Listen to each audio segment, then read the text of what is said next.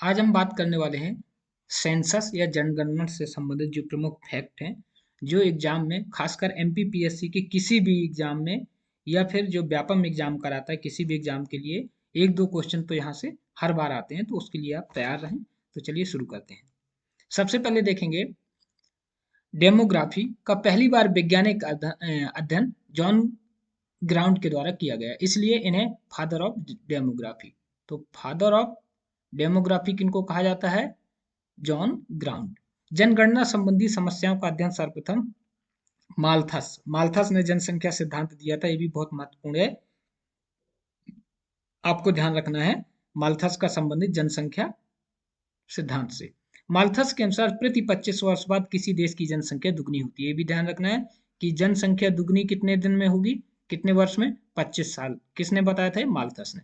विश्व में सबसे पहले जनगणना कराने वाला देश स्वीडन है, जो 1748 टू 49 मतलब 1748-49 में स्वीडन ने जनगणना कराया। सबसे पहले नियमित जनगणना कराने वाला देश यूएसए है, जो 1790 में। भारत में पहली बार जनगणना लॉर्ड मेयो के काल में 1872 में हुई थी। भारत में पहली बार व्यवस्थित जनगणना लॉर्ड रिपन के समय हुई थी। शुरुआत आए तो लॉर्ड मेयो, लेकिन व्यवस्थित रूप से 1881 से शुरू हुई थी लॉर्ड रिपन के शासनकाल में। जनगणना 2011 जो है स्वतंत्रता के बाद 7वीं जनगणना है, ये भी ध्यान रखना है। 2011 की कौन सी है? 7वें नंबर की है। और स्वतंत्रता के पूर्व से अब तक कुल 15वीं बार जनगणना हुई है। भारत में जनगणना संबंधी कार्य केंद्रीय गृह मंत्रालय के अंतर्गत होता है। इस कार्य हेतु केंद्रीय गृह मंत्रालय के अधीन कार्यरत महापंजीयक रजिस्ट्रार जनरल व जनगणना आयुक्त कार्यालय उत्तरदायी होता है। तो महापंजीयक या रजिस्ट्रार जनरल और जनगणना आयुक्त के द्वारा काम कराया जाता है। वर्तमान में भारत के महापंजीयक एवं जनगणना आयुक्त और जनगणना आयुक्त हैं विवेक जोशी। तो आपको ये नाम याद रखना है। जनगणना 2011 के अंतिम आंकड़े 31 मार्च 2011 को जारी हुए, जबकि उसके अंतिम आंकड़े 30 अप्रैल अंतरिम मतलब मार्च 11 में और अंतिम है 30 अप्रैल 2013 में। यदि 2011 के अंतिम आंकड़ों की बात करें जनगणना का, तो कुल जनसंख्या 1 अरब 21 करोड़ यानी 121 करोड़, ठीक है। उसमें यदि हम पुरुषों की बात करें तो 51.47% पुरुष और 48.53% महिलाएं। 51.47 का मतलब है 62 करोड़ पुरुष और 58 करोड़ महिलाएं। तो आपको ध्यान रखना 51.47 है 2011 की जनगणना के अनुसार पुरुषों की संख्या। यदि जनसंख्या की दशकीय वृद्धि की बात करें तो 2001 से 2011 तक जो कुल वृद्धि दर रही वो दशकीय वृद्धि दर रही 17.7%। बहुत महत्वपूर्ण है, कई एग्जाम में क्वेश्चन आया 17.7%। दशकीय वृद्धि की बात करें वार्षिक वृद्धि दर तो 1.64% वार्षिक मतलब प्रतिवर्ष इस दर से बढ़ी, और दशकीय बढ़ी 17.7% और वार्षिक 1.64%। सर्वाधिक जनसंख्या वृद्धि वाले राज्य की बात करें मेघालय, अरुणाचल प्रदेश, बिहार, जम्मू कश्मीर। अब मेघालय में तो विस्थापन की वजह से भी बहुत ज्यादा दूसरे देशों के जैसे जो बांग्लादेश यहाँ से भी लोग आ जाते हैं, तो इसलिए यहाँ वृद्धि दर रही। जो मेघालय की जनसंख्या वृद्धि थी वो 27.95% थी, यानी सर्वाधिक वृद्धि दर मेघालय, और मेघालय की भी 27.95। उसके बाद मेघालय, अरुणाचल प्रदेश और बिहार। न्यूनतम जनसंख्या वृद्धि नागालैंड की तो जनसंख्या वृद्धि सबसे कम रही और नेगेटिव भी। जो नागालैंड की वृद्धि दर है वो नकारात्मक रही, नेगेटिव रही, -0.58%, यानी बढ़ने की बजाय नागालैंड की जनसंख्या कम हुई। उसके बाद न्यूनतम वृद्धि दर केरल और गोवा। तो सबसे कम वृद्धि दर नागालैंड की, फिर केरल, फिर गोवा। सबसे अधिक वृद्धि दर मेघालय, अरुणाचल प्रदेश और बिहार।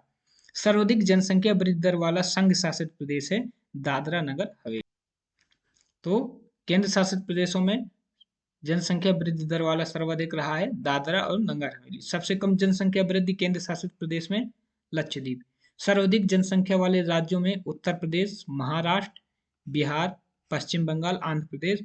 और यदि तेलंगाना के बनने की बात करें तो मध्य प्रदेश अब 5वें नंबर पे आ गया है, क्योंकि 2011 के बाद बना है तेलंगाना, इसलिए फैक्ट भी ध्यान रखना है कि तेलंगाना जब से बन गया उसके बाद मध्य प्रदेश क्या हो गया, 5वें स्थान पे अब आ गया। क्यों? क्योंकि पहले तेलंगाना आंध्र प्रदेश एक ही स्टेट थे और अब क्या है, दोनों अलग हो गए, तो मध्य प्रदेश अब ऊपर आ जाएगा। क्यों? क्योंकि आंध्र प्रदेश तेलंगाना अलग होने से तेलंगाना और आंध्र प्रदेश की जनसंख्या अब मध्य प्रदेश से कम हो जाएगी। तो सबसे ऊपर सर्वाधिक में यूपी है, यूपी के बाद महाराष्ट्र है, महाराष्ट्र के बाद बिहार, बिहार के बाद पश्चिम बंगाल। और यदि न्यूनतम जनसंख्या वाले राज्यों की बात, तो सबसे कम जनसंख्या है सिक्किम की, उसके बाद मिजोरम और अरुणाचल प्रदेश। उत्तर प्रदेश की जनसंख्या 19.98 लगभग 20 करोड़ की है, जो कुल जनसंख्या भारत की उसका 16.64% यूपी की जनसंख्या है। उत्तर प्रदेश की जनसंख्या ब्राजील की जनसंख्या से भी अधिक है, यानी यदि ब्राजील की जनसंख्या से अधिक है तो यदि हम देशों का क्रम करें तो सबसे ज्यादा अभी चीन, भारत, यूएसए, इंडोनेशिया, ठीक है, और उसके बाद ब्राजील। तो यदि हम यूपी को रखना चाहें तो एक देश के रूप में यूपी को भी, यूपी 5वें नंबर पे आ जाएगा यदि यूपी को अलग देश की तरह हम ट्रीट करें जनसंख्या के मामले में। तो चीन, भारत, यूएसए, इंडोनेशिया और यूपी, या आप ब्राजील को रख सकते हैं। यदि हम बात करें सिक्किम की जनसंख्या, तो सिक्किम की जनसंख्या है मात्र 6.44 लाख, ये भी याद रख सकते हैं। सर्वाधिक जनसंख्या वाले संघ शासित प्रदेश हैं दिल्ली, पुदुचेरी और चंडीगढ़, तो आपको ध्यान रखना है। सबसे कम जनसंख्या वाले संघ शासित प्रदेश हैं लक्षद्वीप और दमनदीप।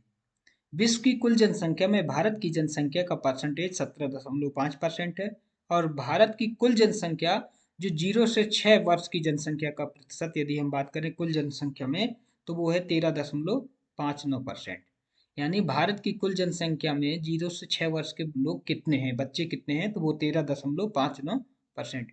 6 वर्ष से अधिक उम्र की जनसंख्या जो अब 100 से आप माइनस कर दो तो 84.41%। अब बात करें लिंग अनुपात की, सेक्स रेशियो की, तो प्रति 1000 पुरुषों में महिलाओं की संख्या, यदि 1000 पुरुष रखें तो उन 1000 पुरुषों में महिलाएं कितनी हैं, तो महिलाओं की संख्या है 943। तो आपको ये बात ध्यान रखना है, ठीक है, 943 2011 की जनगणना के अनुसार।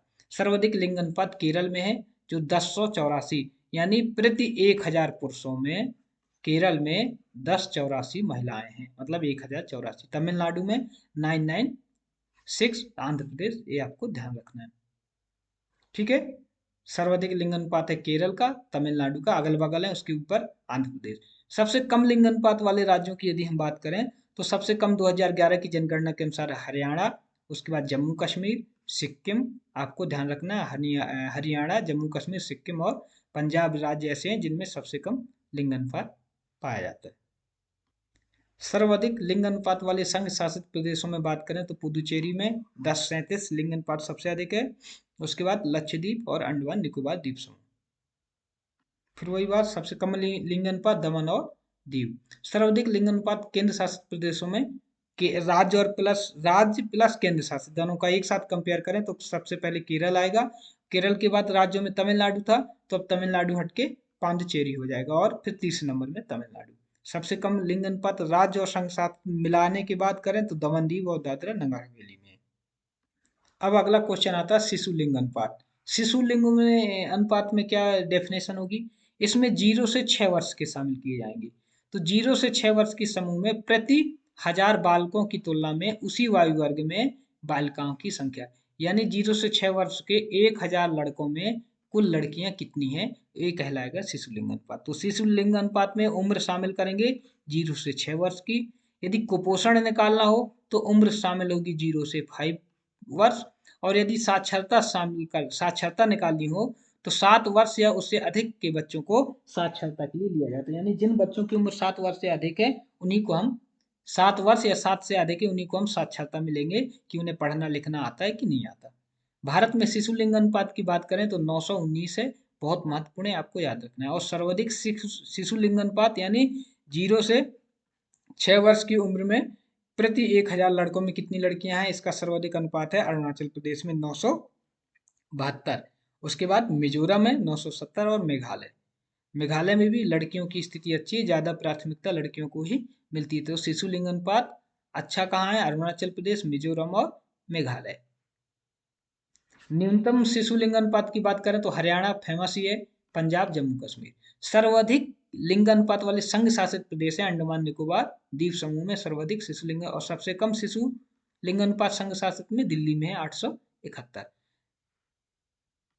अब यदि हम साक्षरता की डेफिनेशन करें तो 7 वर्ष या उससे अधिक उम्र वाले जो भी बच्चे 7 वर्ष के हैं या 7 वर्ष से अधिक उम्र के हैं, ऐसे इसका साइन ऐसे होगा, 7 वर्ष या 7 वर्ष से अधिक उम्र के जो बच्चे हैं उनकी जनसंख्या को साक्षरता के प्रतिशत के अंतर्गत देखते हैं। तो 7 वर्ष या उससे अधिक आयु वाली जनसंख्या जनसंख्या में साक्षरतों की परसेंटेज को साक्षरता दर कहते हैं। कैसे निकालेंगे? साक्षरतों की संख्या निकालो, 7 या 7 वर्ष से ऊपर वाले जो साक्षर है उनकी संख्या लिख लो यहाँ पे, ठीक है, और उसके बटे कर दो 7 वर्ष या उससे अधिक आयु की कुल जनसंख्या गुणे 100। ये डेफिनेशन है, साक्षरों की जनसंख्या बटे 7 वर्ष या उससे अधिक आयु की उम्र के बच्चे और इंटू 100। यानी यदि 10 बच्चे साक्षर हैं और 0 से 7 वर्ष में कुल बच्चों की संख्या 11 है और गुणे 100 कर दो तो जो दर आएगा साक्षरता दर आएगा। प्रारंभ में साक्षरता दर 5 वर्ष तक देखा जाता था, लेकिन 1981 में इसको 7 वर्ष कर दिया। यानी जो बच्चा 7 वर्ष या उससे ऊपर का है उसी में हम साक्षरता की बात करेंगे। ओवरऑल भारत में साक्षरता दर कितनी है? 73% है। पुरुषों की साक्षरता दर 80.9 है, महिलाओं की 64.6 है, ग्रामीण साक्षरता दर 72.4, शहरी साक्षरता दर 84.1। सर्वाधिक साक्षरता वाले राज्यों की बात करें तो 94% केरल की, उसके बाद मिजोरम की 91% और उसके बाद गोवा, त्रिपुरा। तो ध्यान रखना है, टोटल साक्षरता दर भारत की 73%, जिसमें पुरुषों की 80.9, महिलाओं की 64.4। न्यूनतम साक्षरता दर की बात करें तो बिहार में 61% है, 61.8। बिहार के बाद अरुणाचल प्रदेश और राजस्थान। सर्वाधिक पुरुष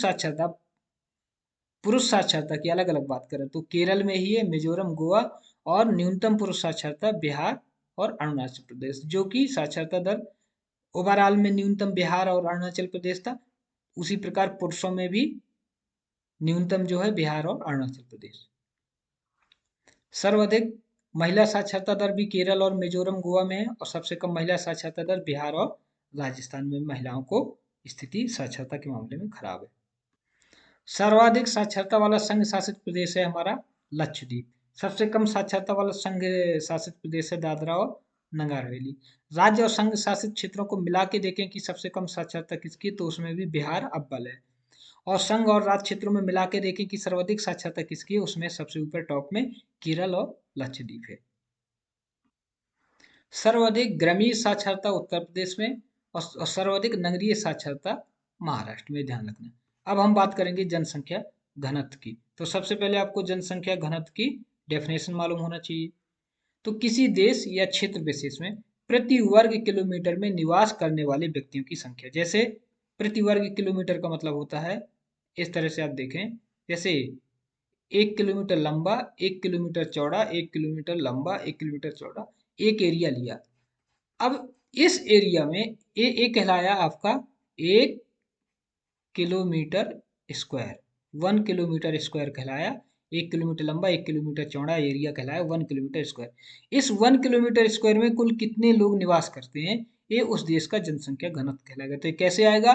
देश की कुल जनसंख्या में देश के कुल क्षेत्रफल का भाग दे दोगे, जितनी जनसंख्या उसमें कुल क्षेत्रफल का भाग दोगे तो आपको जनसंख्या घनत्व आएगा। यानी प्रति वर्ग किलोमीटर में निवास करने वाले व्यक्तियों की संख्या को जनसंख्या घनत्व कहा जाता है।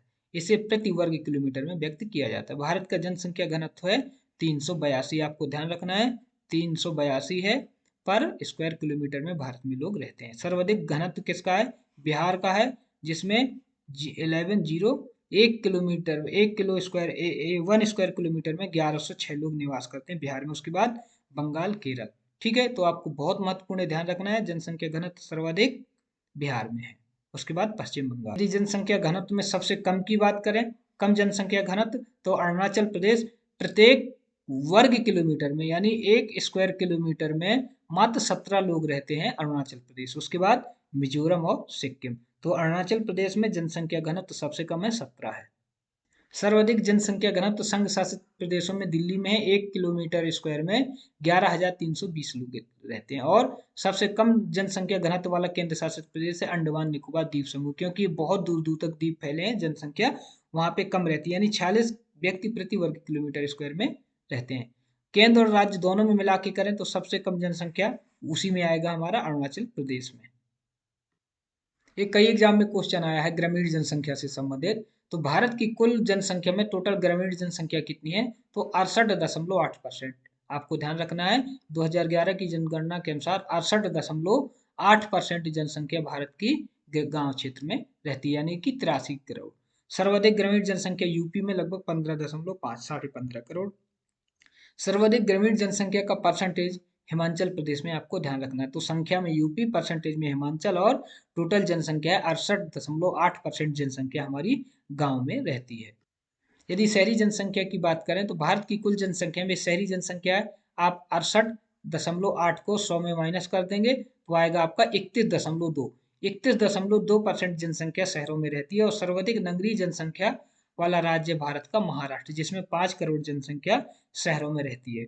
सर्वाधिक नगरीय जनसंख्या का परसेंटेज की बात करें तो गोवा में 62% जनसंख्या शहरों में निवास करती है, आपको क्लियर होना चाहिए। और सबसे अधिक नगरीय जनसंख्या परसेंटेज के संघ शासित राज्यों में बात करें तो दिल्ली की 95.5%, 97.5% जनसंख्या कहाँ रहती है, शहर में रहती है। सबसे कम नगरीय जनसंख्या, नगरों के मामले में सबसे कम नगरीय जनसंख्या अंडमान निकोबार द्वीप समूह में, केंद्र शासित में। ग्रामीण जनसंख्या में वृद्धि कितनी हुई है, गांव की जनसंख्या जो बढ़ी है वो बढ़ी है 12.18%, ग्रामीण जनसंख्या बढ़ी है। शहरी जनसंख्या में वृद्धि बहुत हुई है, 31.8% शहरी जनसंख्या में वृद्धि हुई है। ग्रामीण लिंग अनुपात की बात करें तो 949, आपको ध्यान रखना है। और शहरी लिंग अनुपात की बात करें तो 929, यानी शहरों में लिंग अनुपात कम है। और ग्रामीण तथा नगरीय लिंग अनुपात सर्वाधिक केरल राज्य में है, क्योंकि केरल राज्य शिक्षित भी है। तो आपको ध्यान रखना है ग्रामीण जनसंख्या का जो लिंग अनुपात है 949। अब यदि अनुसूचित जाति और जनजाति की जनसंख्या की बात करें तो शेड्यूल कास्ट यानी अनुसूचित जाति की कुल जनसंख्या है 20.13 करोड़ 2011 की जनगणना के अनुसार भारत में। तो इसका परसेंटेज कितना बना, 16.6% जनसंख्या पूरे देश में एससी है। और यदि 10 की वृद्धि की बात करें एससी की तो 20.8% रही। एससी की सर्वाधिक जनसंख्या वाले राज्य हैं यूपी, पश्चिम बंगाल और बिहार। तो सर्वाधिक एससी जनसंख्या यूपी और पश्चिम बंगाल में है। एससी की सबसे कम जनसंख्या मिजोरम में है। एससी की जनसंख्या का सर्वाधिक परसेंटेज पंजाब में है। तो ये भी ध्यान रखना है कि संख्या शेड्यूल कास्ट या अनुसूचित जाति की सबसे कम मिजोरम में है और सर्वाधिक परसेंटेज है पंजाब में। केंद्र शासित प्रदेशों में चंडीगढ़ में है और शेड्यूल कास्ट की जनसंख्या का सबसे कम परसेंटेज मिजोरम है। केंद्र शासित प्रदेशों में दादरा और नगर हवेली। नागालैंड, अरुणाचल प्रदेश, लक्षद्वीप, अंडमान निकोबार द्वीप समूह में कोई भी अनुसूचित जाति का जनसंख्या नहीं पाई गई। ध्यान रखना है आपको, नागालैंड, अरुणाचल प्रदेश, लक्षद्वीप, अंडमान। यदि शेड्यूल ट्राइब की बात करें तो इसकी पूरे देश में जनसंख्या का परसेंटेज है शेड्यूल ट्राइब की 8.6%। वो कितना था, 16.6% थी एससी, और एसटी है 8.6%। और कुल जनसंख्या की याद बात करें तो 10.42 करोड़ जनसंख्या पूरे देश में शेड्यूल ट्राइब या अनुसूचित जनजाति की। और यदि इनमें वृद्धि की बात करें तो इनकी वृद्धि बहुत ज़्यादा है, लगभग उनकी तुलना में, एससी की तुलना में 23.7% की वृद्धि दर रही शेड्यूल ट्राइब या अनुसूचित जनजाति की जनसंख्या की। अब एसटी जनसंख्या की सर्वाधिक बात करें तो मध्य प्रदेश में, एसटी जनसंख्या सबसे कम बात करें तो गोवा में है। संघ शासित प्रदेशों में दमनदीव में सबसे कम है और सर्वाधिक जनसंख्या लक्षद्वीप में है। एसटी सर्वाधिक जनसंख्या परसेंटेज बात करें तो मिजोरम में एसटी सबसे कम परसेंटेज उत्तर प्रदेश में है, या वहां तो नहीं के बराबर है। तो ये आपको ध्यान रखना है। एक फैक्ट आपको और याद रखना है, जो पंजाब, हरियाणा, चंडीगढ़, दिल्ली, पुदुचेरी, इनमें एसटी जनसंख्या नहीं है। और एसटी जनसंख्या का संघ शासित प्रदेशों में सबसे कम परसेंटेज दमन दीव में है। और संघ और राज्यों में यदि देखें तो सबसे कम जनसंख्या एसटी की उत्तर प्रदेश में, आपको ध्यान रखना। कुल मिला के उत्तर प्रदेश में एसटी जनसंख्या ना के बराबर है। अगला आता है हमारा प्रजनन दर या फर्टिलिटी रेशियो। क्या होता है, इसकी डेफिनेशन देखें।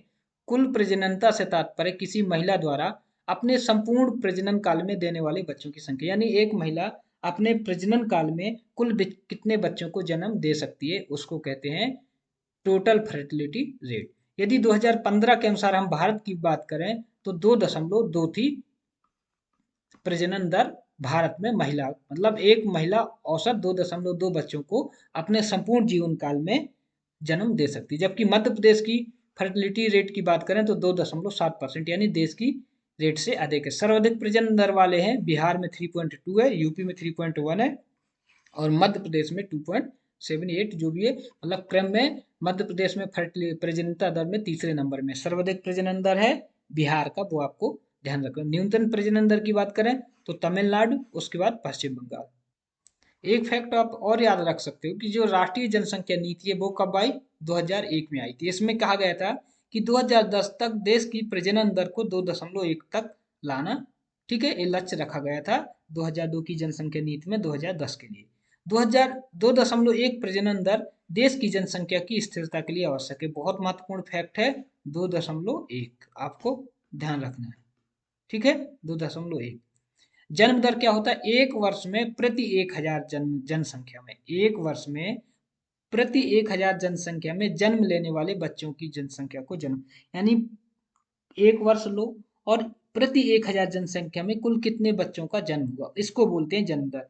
तो यदि भारत की जन्म दर 2018 में बात करें तो 20 थी और मध्य प्रदेश की जन्म दर 24.6, यानी मध्य प्रदेश की जन्म दर ज्यादा थी, पर 1000 बच्चों में जन्म लेने वालों की संख्या मध्य प्रदेश में 24.6 और भारत में 20, तो मध्य प्रदेश की ज्यादा है। तो सर्वाधिक जन्म दर बिहार में 26.2 और न्यूनतम जन्म दर गोवा में 12.4। यदि केंद्र शासित प्रदेशों की बात करें तो दादरा और नगर हवेली का जो जन्म दर है 74.7 और अंडमान का 11.2। मृत्यु दर क्या होता है? प्रति 1000 जनसंख्या में मरने वाले लोग, 1000 जनसंख्या में एक वर्ष में कितने लोग खत्म हुए। तो 2018 की यदि बात करें तो मृत्यु दर है भारत की 6.2, यानी 1000 जनसंख्या में प्रत्येक वर्ष 6.2 लोग मरते हैं और पैदा कितने होते हैं? 20 लोग। आप इसी में अंतर देखें कि 1000 जनसंख्या में 20 लोग पैदा हो जाते हैं एक वर्ष में और 1000 जनसंख्या में 6.2 लोग ही मरते हैं, इसलिए जनसंख्या बढ़ती है। मध्य प्रदेश में यदि जन्म मृत्यु दर की बात करें तो 6.7 था। यदि सर्वाधिक मृत्यु दर की बात करें तो छत्तीसगढ़ में और न्यूनतम नागालैंड में, और सर्वाधिक केंद्र शासित प्रदेशों में मृत्यु दर पुदुचेरी और उसके बाद दिल्ली में न्यूनतम। एक डेफिनेशन और देख लीजिए, एग्जाम में आ सकती है, शिशु मृत्यु दर। शिशु मृत्यु दर क्या होती है? शिशु किसको मानते हैं? जिनकी उम्र 0 से 1 वर्ष के बीच होती है। एक वर्ष में प्रति 1000 जन्म लेने वाले बच्चे, एक वर्ष में मान लो 1000 बच्चों ने जन्म लिया, उन 1000 बच्चों में कुल कितने बच्चों की मृत्यु हो गई 0 से 1 वर्ष के अंतर्गत, इसको बोलते हैं इन्फेंट मोर्टलिटी रेट, ठीक है। या आप ऐसे बोल सकते हो कि 1000 बच्चों ने जन्म लिया जिनकी उम्र 0 से 1 वर्ष के बीच है और उन 1000 बच्चों में कितने लोग एक वर्ष में मर गए, जितने लोग मर गए वो कहलाएगी शिशु मृत्यु दर। तो यदि अपन बात करें 2020 के आंकड़ों के अनुसार, इसको आप अपडेट कर सकते हो, तो मध्य प्रदेश में 48 था शिशु मृत्यु दर, उत्तर प्रदेश में 43 था, और भारत में यदि बात करें तो ग्रामीण क्षेत्र में 52 मृत्यु दर और शहरी क्षेत्र में 36। तो आपको ये बहुत महत्वपूर्ण ध्यान रखना है इसकी डेफिनेशन, शिशु मृत्यु दर और उसमें कितनी उम्र तक के बच्चों को शामिल करते हैं, ठीक है। 12वीं पंचवर्षीय योजना में शिशु मृत्यु दर को घटाकर 25 तक लाने का लक्ष्य रखा गया था। यहाँ पे एक डेफिनेशन और महत्वपूर्ण है, मातृत्व मृत्यु दर, बहुत महत्वपूर्ण है। मैटरनल मोर्टेलिटी रेट, यानी माताओं की जो मृत्यु हो जाती है गर्भ के दौरान, उनकी बात करेंगे। तो ये डेफिनेशन बहुत महत्वपूर्ण है प्री और मेंस के लिए। इसमें क्या होता है, एक वर्ष में, एक वर्ष पहले ले लो, प्रति 1 लाख, अब यहाँ ध्यान देने वाली बात है 1 लाख जुड़ गया, 1 लाख, अभी क्या हम बार बार पढ़ रहे थे प्रति 1000, तो एक वर्ष में प्रति 1 लाख महिलाओं में, बच्चों को जन्म देने वाली महिलाओं में से मृत्यु होने वाली महिलाओं की संख्या, यानी एक वर्ष में 1 लाख महिलाओं ने जिन बच्चों को जन्म दिया है उनमें से कितनी महिलाओं की मृत्यु हो गई। और ये जो मृत्यु है ना, एक गर्भ में बच्चे देने के 42 दिन के भीतर तक काउंट किया जाता है। यानी जो महिला है जिसने जन्म दिया और उसके 42 दिन के भीतर भी खत्म यदि हो जाती है तो भी उसको मातृत्व मृत्यु दर के अंतर्गत लिया जाता है। लेकिन महिला की उम्र होनी चाहिए 15 से 49 वर्ष के बीच। तो क्या क्या कंडीशन है? 1 वर्ष प्रति 1 लाख महिलाओं में बच्चों को जन्म देने और जन्म के 42 दिनों के भीतर 15 से 49 वर्ष की महिलाओं की जो मृत्यु हो जाती है वो मातृत्व मृत्यु दर के अंतर्गत देखा जाएगा।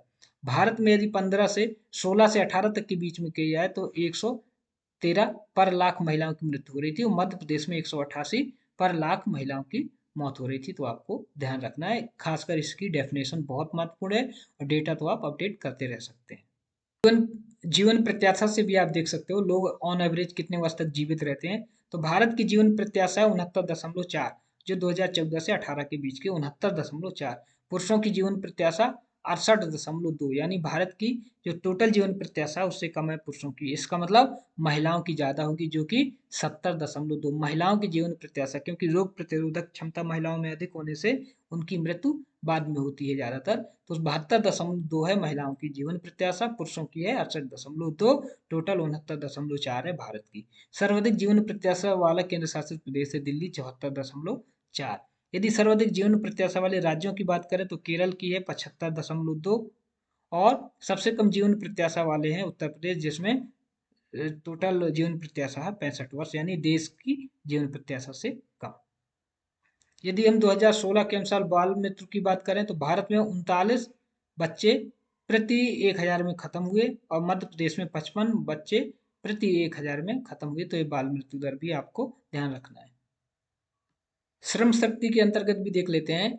15 वर्ष तथा उससे अधिक उम्र के व्यक्तियों को शामिल किया जाता है श्रम शक्ति में। तो 2015 की यदि बात करें तो देश की कुल 50.3% जनसंख्या श्रम शक्ति के अंतर्गत थी, जिसमें 75% पुरुष और 23.7% महिलाएं थी। सबसे ज्यादा श्रम शक्ति क्षेत्र जो है कृषि क्षेत्र में था, या प्राथमिक क्षेत्र में सबसे ज्यादा श्रम शक्ति लगी हुई थी। जनसंख्या से संबंधित कुछ महत्वपूर्ण और भी जो फैक्ट हैं जो एग्जाम में आ सकते हैं उनको भी देख लेते हैं। जनसंख्या स्थिरीकरण के लिए 1992 में भारत सरकार द्वारा परिवार नियोजन कार्यक्रम चला गया था। तो डेट पूछी जाए तो कब? 1992 में। आगे चलकर इसका नाम 1977 में कर दिया परिवार कल्याण कार्यक्रम। भारत में सर्वाधिक जनसंख्या जो वृद्धि दर है वो 1961 से 1971 के बीच है, जो कई बार एग्जाम में पूछा गया है, जो 24% थी कुल जनसंख्या का। तो 1961 से 1971 के बीच सर्वाधिक जनसंख्या वृद्धि हुई थी। भारत में जनसंख्या में सर्वाधिक कमी कब हुई? 1911 से 1921 तक, जिसमें जनसंख्या कम हुई थी, ऋणात्मक वृद्धि हुई थी। इसलिए 1921 को महान विभाजक वर्ष या ग्रेट डिवाइडेड ईयर बोलते हैं। तो ये कई बार एग्जाम में आता है। ग्रेट डिवाइडेड ईयर कौन सा है? तो 1921 आपको ध्यान रखना है, क्योंकि इस समय जनसंख्या निगेटिव में वृद्धि हुई थी। 11 मई 2000 को भारत में कुल जनसंख्या 1 अरब हुई थी, इसलिए 11 मई को हम जनसंख्या स्थिरीकरण के रूप में मनाते हैं। यदि एग्जाम में आता है जनसंख्या स्थिरीकरण दिवस तो 11 मई, और 11 जुलाई को विश्व जनसंख्या दिवस के रूप में मनाया जाता है। तो आपको ये भी ध्यान रखना है कि 11 जुलाई विश्व जनसंख्या दिवस और 11 मई जनसंख्या स्थिरीकरण दिवस। 2025 तक विश्व की कुल जनसंख्या 8 अरब होने की संभावना है। और 2011 में जो जनसंख्या का मॉस्कोट था वो जो प्रगणक शिक्षिका, जो मतलब जो गणना करते हुए शिक्षिका थी। 2011 में पहली बार राष्ट्रीय जनगणना रजिस्टर नेशनल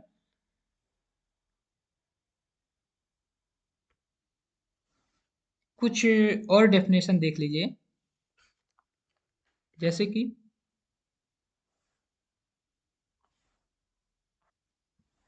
टाउन या कस्बा कैसे कहते हैं? जिसकी 1 लाख से जनसंख्या कम हो तो वो टाउन या कस्बे कहलाते हैं।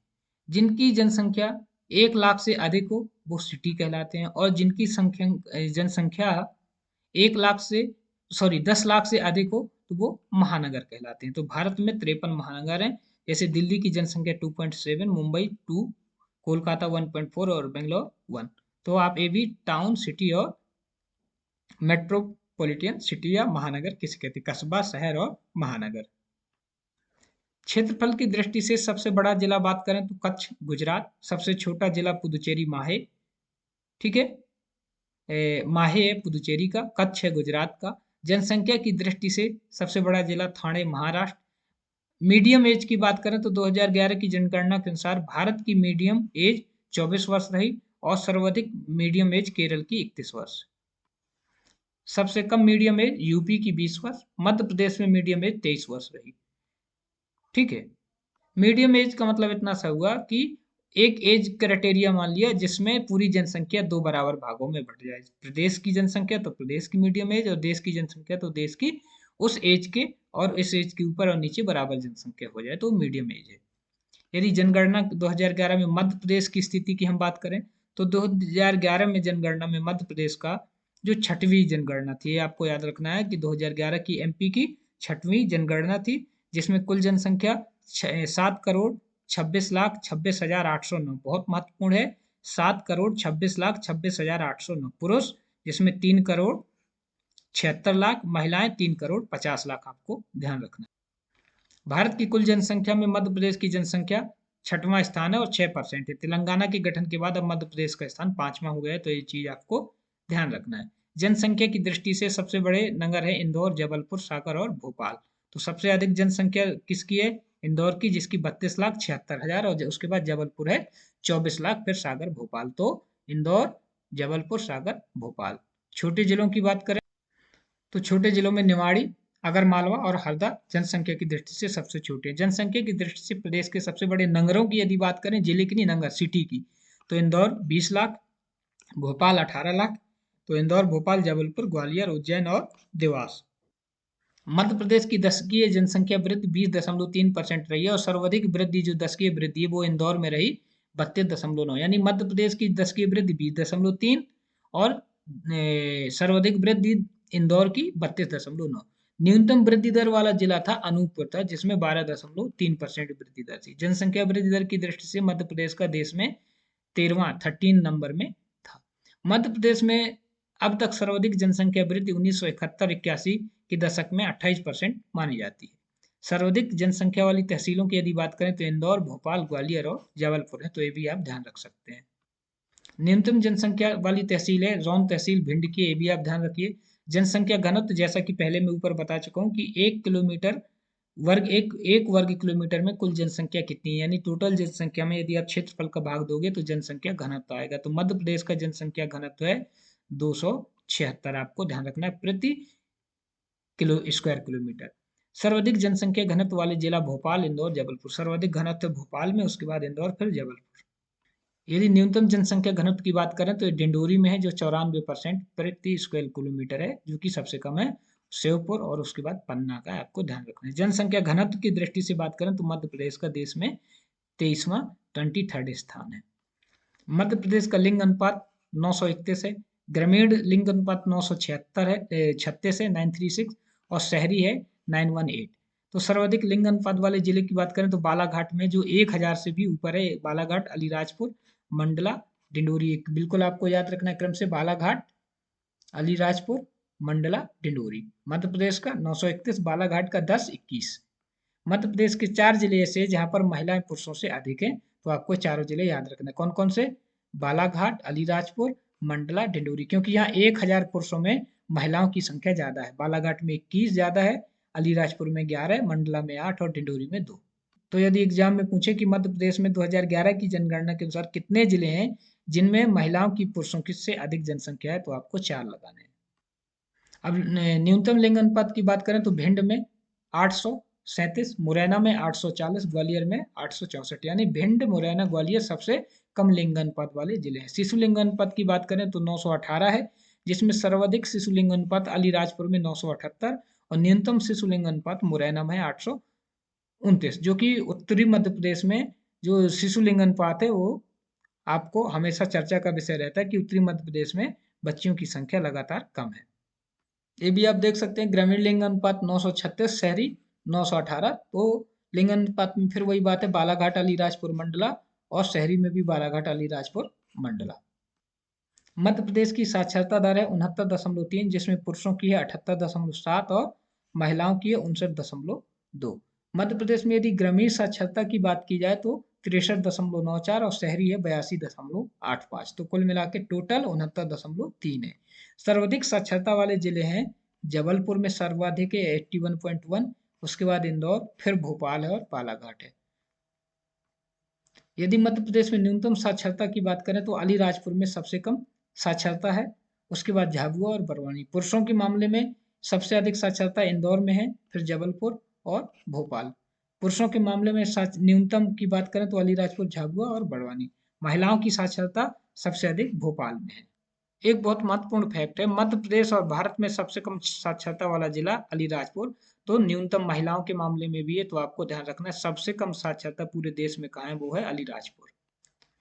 मध्य प्रदेश में ग्रामीण जनसंख्या की बात करें तो 72.4 महिलाएं परसेंटेज ग्रामीण है, और जबकि 100 से माइनस करोगे तो 27.6% यहाँ पे शहरी जनसंख्या। तो सर्वाधिक शहरी जनसंख्या वाले जिलों की यदि बात करें तो भोपाल, इंदौर, ग्वालियर, जबलपुर इस सबसे शहरी जनसंख्या वाला परसेंटेज है। जैसे भोपाल में 80.9% जनसंख्या शहरी है, उसके बाद इंदौर और ग्वालियर। तो सर्वाधिक शहरी जनसंख्या भोपाल में, मध्य प्रदेश में टोटल शहरी जनसंख्या 27.6, या ग्रामीण याद रख लो आप 72.4, तो उसमें 100 से माइनस करोगे तो 27.6। न्यूनतम शहरी जनसंख्या वाला परसेंटेज के मामले में यदि हम बात करें तो डिंडोरी में बहुत कम शहरी जनसंख्या है, उसके बाद अलीराजपुर और सीधी। तो डिंडोरी, अलीराजपुर, सीधी, इनमें शहरी जनसंख्या बहुत कम है। सर्वाधिक नगरीय जनसंख्या इंदौर, फिर भोपाल। परसेंटेज नहीं, संख्या की बात हो रही, परसेंटेज के मामले में शहरी में भोपाल आगे है, जनसंख्या के मामले में इंदौर। सबसे कम शहरी जनसंख्या डिंडोरी में। सर्वाधिक कुल ग्रामीण जनसंख्या रीवा, रीवा में सर्वाधिक ग्रामीण जनसंख्या है, और सर्वाधिक ग्रामीण कुल जनसंख्या का परसेंटेज डिंडोरी। तो यहाँ ध्यान देने योग्य बात यह है कि अभी तक रीवा का पहली बार नाम आया, तो सर्वाधिक ग्रामीण जनसंख्या कुल रीवा में, और न्यूनतम सर्वाधिक ग्रामीण जनसंख्या के मामले में, परसेंटेज के मामले में डिंडोरी है। न्यूनतम नगरीय जनसंख्या का परसेंटेज बोल सकते हो आप डिंडोरी। अब ग्रामीण ज्यादा है तो परसेंटेज तो शहरी की कम हुई। न्यूनतम ग्रामीण जनसंख्या भोपाल। मध्य प्रदेश में नगरों की जनसंख्या 476 है। मध्य प्रदेश में 10 लाख से अधिक जनसंख्या वाले नगर हैं इंदौर, भोपाल, जबलपुर और ग्वालियर। 5 लाख से अधिक जनसंख्या वाले नगर हैं भोपाल, इंदौर, जबलपुर, ग्वालियर और उज्जैन। 1 लाख से अधिक आबादी वाले मध्य प्रदेश में 32 शहर हैं। मध्य प्रदेश में कुल गांव 54 903, कुल आबाद गांव 51,929 और वीरान गांव 2974। इसके बाद ST/SC जनसंख्या का थोड़ा देख लें फटाफट।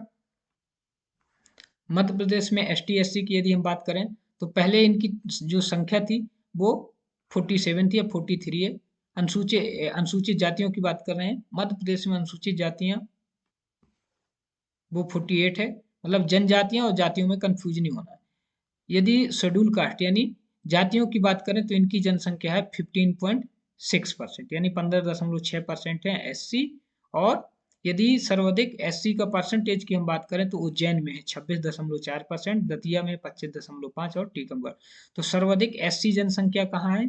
उज्जैन में है। परसेंटेज आप देख सकते हैं 26.4। न्यूनतम SC की परसेंटेज की बात करें तो झाबुआ, क्योंकि इस एरिया में ST ज्यादा है, तो जहाँ ST ज्यादा होंगे वहाँ SC कम होंगे। तो SC का जो सबसे कम परसेंटेज है वो झाबुआ में। क्यों? क्योंकि उस तरफ ST की जनसंख्या ज्यादा है। यदि ST की बात करें यानी जनजातियों की बात करें तो टोटल 21.1% मध्य प्रदेश की कुल जनसंख्या का ST है। और सर्वाधिक ST कहाँ मिलेगा आपको? अलीराजपुर, झाबुआ, बड़वानी और डिंडोरी। तो आपको ध्यान रखना, अलीराजपुर में 89% जनसंख्या ST है और झाबुआ में 87%। यदि सबसे कम ST परसेंटेज की बात करें तो भिंड में सबसे कम ST है परसेंटेज में, मुरैना और दतिया में। SC जनसंख्या की बात करें तो सर्वाधिक SC संख्या के मामले में इंदौर में है, लगभग 5.5 लाख SC इंदौर में है। उसके बाद उज्जैन में। और सबसे अधिक परसेंटेज में ST कहाँ ज्यादा थे? उज्जैन में। परसेंटेज में SC पूछे जाए, SC यदि परसेंटेज में पूछे जाए तो आपको उज्जैन लगाना है, और यदि संख्या में पूछे जाए तो आपको इंदौर लगाना है। सबसे कम SC जनसंख्या झाबुआ, अलीराजपुर, डिंडोरी। क्योंकि यहाँ क्यों है सबसे कम जनसंख्या? क्योंकि यहाँ पे ST की संख्या ज्यादा है। ST जनसंख्या वाले जिलों की यदि बात करें सर्वाधिक धार में, संख्या के मामले में, परसेंटेज नहीं, सर्वाधिक धार में 12 लाख ST है, झाबुआ में 9 लाख, छिंदवाड़ा में 7.5 लाख। ST जनसंख्या सबसे कम की बात करें तो भिंड में सबसे कम है और दतिया में। विश्व की जनसंख्या से संबंधित कुछ चीजें देख लेते हैं। 2050 तक नाइजीरिया USA को पीछे छोड़ते हुए विश्व का तीसरा सर्वाधिक जनसंख्या वाला जिला बन जाएगा, देश बन जाएगा नाइजीरिया। और 2019 की संयुक्त राष्ट्र की रिपोर्ट की यदि हम बात करें तो 2020 में जनसंख्या कितनी 7.79 अरब थी।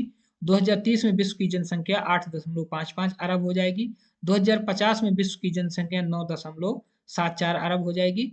और 2100 यानी 2050 उसके बाद बढ़ते जाएंगे 51 52, यानी 2100 में विश्व की जनसंख्या 10.88 अरब होने का अनुमान है। विश्व में जीवन प्रत्याशा है 72.6 2019 के अनुसार। सर्वाधिक जीवन प्रत्याशा वाला देश है जापान। विश्व में कुल प्रजनन दर है 2.5%, 2.5 है प्रजनन दर। विश्व का जनसंख्या घनत्व है 50 व्यक्ति पर स्क्वायर किलोमीटर। सर्वाधिक जनसंख्या घनत्व मोनाको में और सबसे कम जनसंख्या घनत्व है मंगोलिया। मंगोलिया चीन के यहाँ है, आप देख सकते हैं, क्योंकि एरिया उसका बहुत बड़ा है लेकिन जनसंख्या वहाँ बहुत कम है, तो वहाँ जनसंख्या घनत्व है मंगोलिया में सबसे कम। सर्वाधिक जनसंख्या प्रतिशत वाले राष्ट्र, चीन की जनसंख्या विश्व की परसेंटेज का 19.4% है। भारत 17.6, यूएसए 4.5 और इंडोनेशिया 3.7। यदि संयुक्त राष्ट्र रिपोर्ट 2019 की हम बात करें तो चीन की जनसंख्या 143.4 करोड़ और भारत की जनसंख्या 136.6 करोड़। उसके बाद बारी आती है यूएसए की। तो चीन अभी 2019 की जनसंख्या के अनुसार 143 करोड़, भारत 136 करोड़। इसी प्रकार सर्वाधिक आबादी वाला नगर टोक्यो 3.8 करोड़, दिल्ली 2.5 करोड़, शंघाई चीन, Mexico city, sao paulo Brazil और मुंबई भारत। तो सबसे अधिक टोटल टॉप 6 की बात करें तो मुंबई और दिल्ली दोनों शामिल है, लेकिन सबसे अधिक जनसंख्या है टोक्यो की 3.8 करोड़। 2030 तक टोक्यो 3.7 करोड़ प्रथम स्थान पर ही रहेगा, द्वितीय स्थान पे दिल्ली शामिल हो जाएगा और तीसरे स्थान पे। तो ये जनसंख्या कंप्लीट हुआ, आप इसको देख लें, सभी एग्जाम के लिए उपयोगी है, आपके एमपीपीएससी और जो भी व्यापम के एग्जाम होते हैं सभी एग्जाम के लिए उपयोगी है। ठीक है, ओके, थैंक यू।